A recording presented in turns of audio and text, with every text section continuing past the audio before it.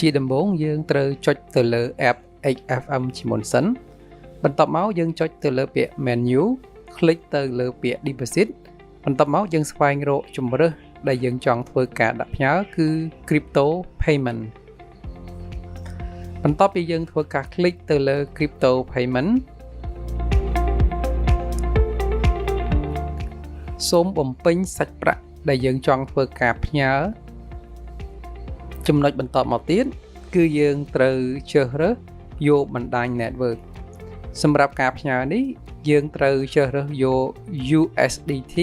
TRC20 បន្ទាប់មក click ទៅលើពាក្យ deposit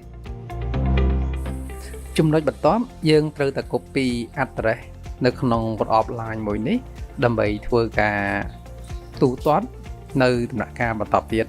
បន្ទាប់ពីយើងបាន address ហើយយើងត្រូវបើកទៅលើ web Binance យើងចុចពាក្យថា wallet បន្ទាប់មកយើង click ទៅលើ spot និងចុចទៅលើពាក្យ withdraw ចុចលើ USDT យើងធ្វើការ send via crypto network បន្ទាប់មកយើងត្រូវការ paste address line ដែលយើងធ្វើការ copy ពី web HFM ពីមុន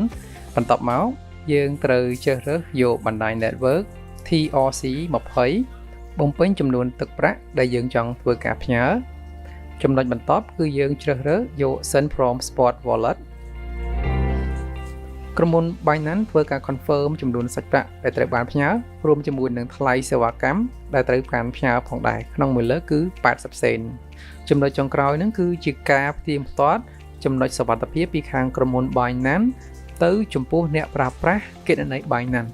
ជាធម្មតានៅក្នុងគណនី Binance គឺមាន2ក្នុងការផ្ទៀងផ្ទាត់ចំណុចសុវត្ថិភាពទី1គឺ phone number verification code មានន័យថានៅពេលដែលធ្វើការផ្ញើខាងក្រុមហ៊ុន Binance បានផ្ញើលេខកូដសម្ងាត់ទៅទូរស័ព្ទដៃរបស់អតិថិជននិងទី2គឺផ្ញើលេខកូដសម្ងាត់ទៅកាន់អាសយដ្ឋាន email សម្រាប់អ្នកប្រើប្រាស់ដែលធ្វើការបង្កើតនៅក្នុងកុង Binance ចំណែក authenticator code សម្រាប់គណនីខ្លះគឺបាន activate បើសិនជាយើងអត់បាន activate ក៏អត់មានដែរ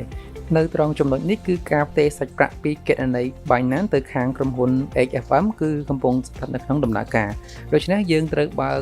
app HFM យើងចូលទៅលើ wallet បន្ទាប់មកយើងមើលទៅលើ balance ក្នុងគណៈពេលនេះដោយសារតែការផ្ទេរសាច់ប្រាក់គឺកំពុងតែស្ថិតនៅក្នុងដំណើរការអញ្ចឹងយើងរងចាំសិនក្រោយមកយើងនឹងទទួលបានសារពីខាងក្រុមហ៊ុន Binance និងក្រុមហ៊ុន HFM confirm អំពីប្រតិបត្តិការនេះបានជោគជ័យដូច្នេះយើងអាចធ្វើការ log ចូលទៅក្នុង app HFM សារជាថ្មីបន្ទាប់មកយើងចុច wallet ត្រង់ចំណុច balance សាច់ប្រាក់គឺបានផ្ទេរចេញពីកុង Binance ចូលមកក្នុងកុងវិនិយោគ HFM ជាការស្រេច